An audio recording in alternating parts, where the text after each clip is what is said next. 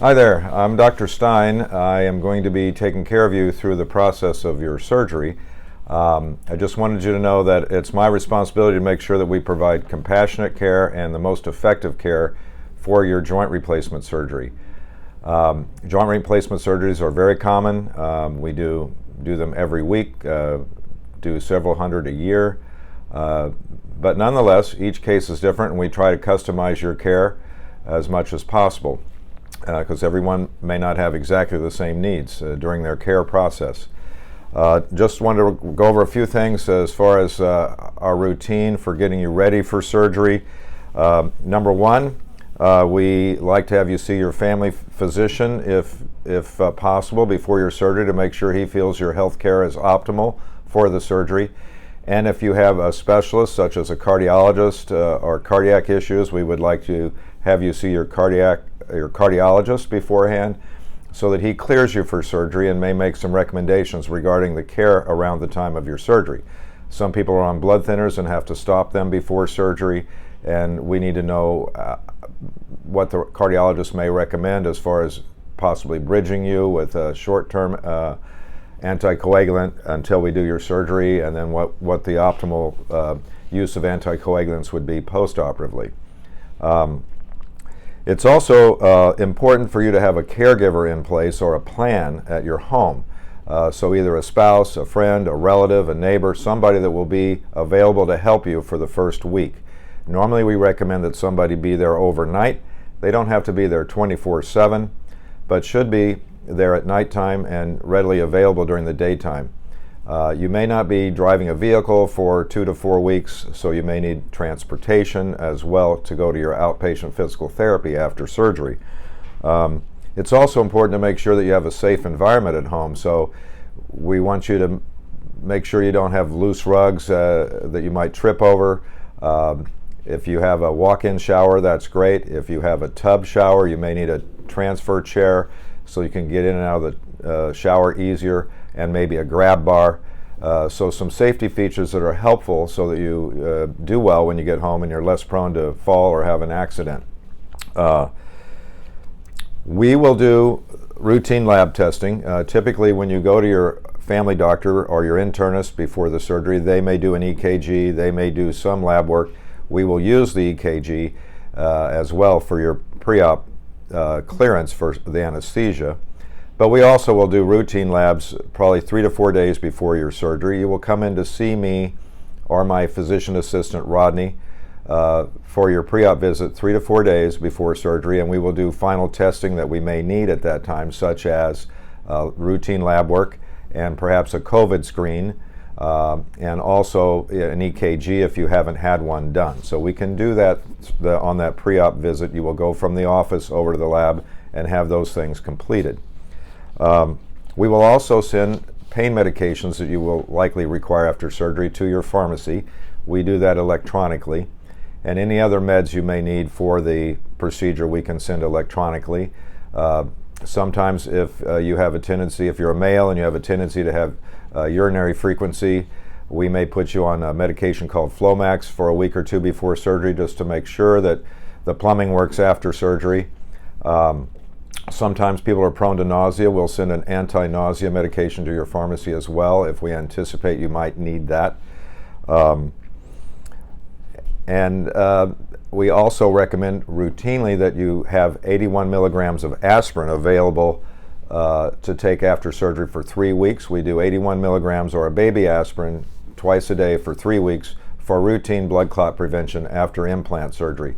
There is a small risk of blood clots after a hip or a knee replacement, and we want to use some form of anticoagulation therapy for 3 weeks post-operatively, period.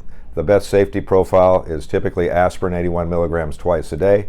However, some people may be on an anticoagulant for other reasons, such as Eliquis or Pradaxa. And if you're on one of those, then we just use those instead of aspirin after your surgery. We may reduce the dose for the first 3 weeks so we don't have post-operative bleeding, and then gradually increase your dose back to your baseline level. We also want to make sure that you have all the equipment that you need at home, so we will make sure you have a walker or crutches, maybe an elevated toilet seat. If you're having a hip replacement, it just makes it easier for you. So we will take care of arranging those needs at the time of your pre-op visit. If you have a friend or a relative that you can borrow them, then that saves some resources so that you can use those instead. Some people will inquire about an ice machine or cold therapy.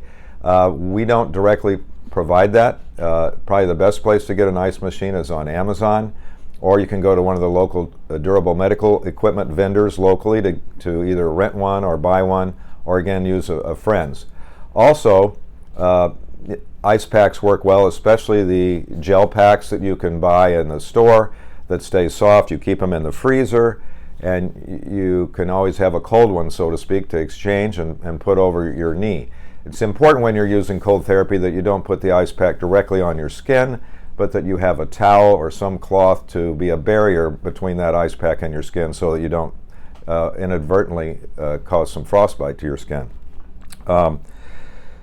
Also, as part of the process, we try and have everything arranged that you're going to need post-operatively, and preemptively try to have as many things arranged ahead of time as possible, which also includes outpatient physical therapy. We should have that set up for you ahead of time so that you can start your therapy within a week after your surgery. It's especially important for knee replacements, and so we will have that arranged for you as well, depending on where you live and what your insurance may be contracted with as well, period. We have our own physical therapy department with 2 locations, one in Santa Rosa and one in Petaluma. And if you're in those locations, it's ideal to go to our physical therapy because they have a direct communication line with us as a surgeon. They have full access to your medical record as well. They know what the operation procedure was. They know if there are any special needs you may have. So that is ideal for continuity of care. Nonetheless, if you have a preferred physical therapist you want to use, or you're out of area, or your insurance requires you to go to a different location, that's fine. We'll arrange for that ahead of time as well. Another thing to think about is your bowel care.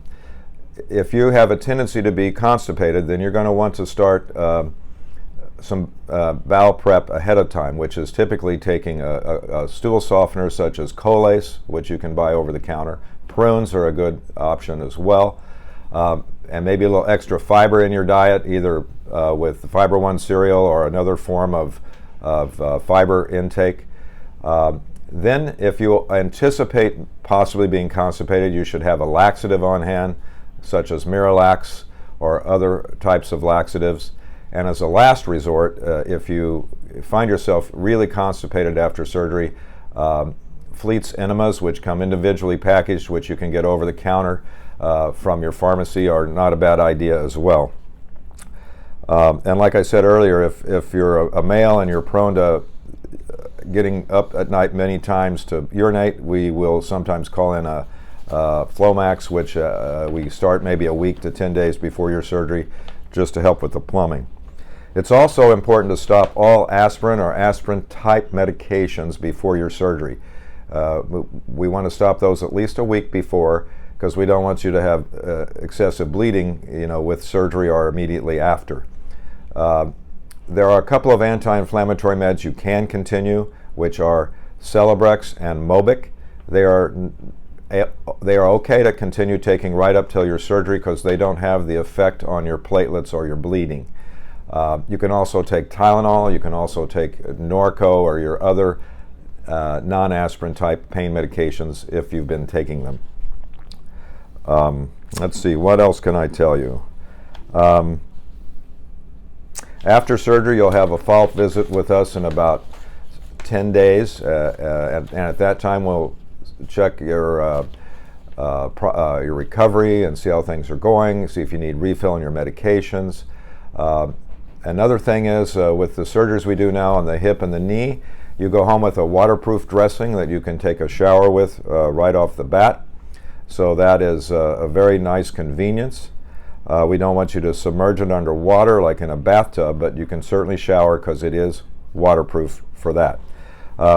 As far as right before the surgery, the night before the surgery, we want you to stop eating solid foods after midnight.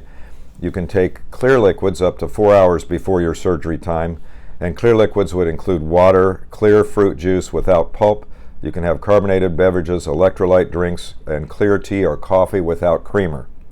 So no milk, cream, or creamers should be added.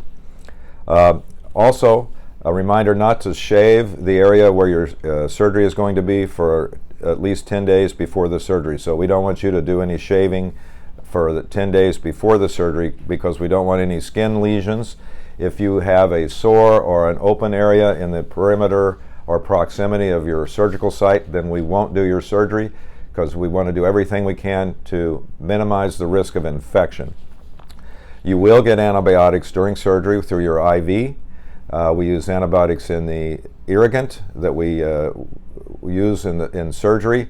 We also typically will put an antibiotic powder in the wound when we close, and we're doing the procedure under very sterile techniques. We are completely covered with a spacesuit type operating room attire so that it is a very sterile environment. Nonetheless, there is a very remote small risk of infection. It can happen through your bloodstream or other potential areas where infection can develop, and that risk is less than 1%. It's probably more in the neighborhood of 1 in 1,000. It can happen in the postoperative period.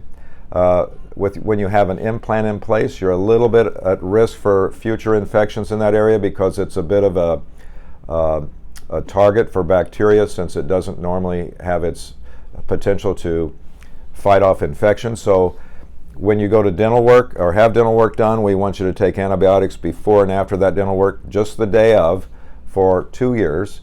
And we also recommend that you don't have dental work or teeth cleaning for 3 months after your surgery. And then when you do, we'll call in the antibiotic you need for the prophylaxis to take the day you have that dental work done. We want you to know that you can contact our office, my medical assistant's phone number. You will have that, and you can call her if you have questions. She will respond to you. You also may see Rodney, my physician's assistant, sometimes instead of me during your recovery. He typically will be involved with your care throughout. He is my assistant in surgery as well. And so our goal is to have you have a pleasant experience as much as possible. We kind of try and make it fun if that's possible, and we want it to be goal-oriented so that you feel you get your life back and you get back to your normal activities without pain. And I hope that explains the process well enough, and if you have questions, feel free to call us. Thank you.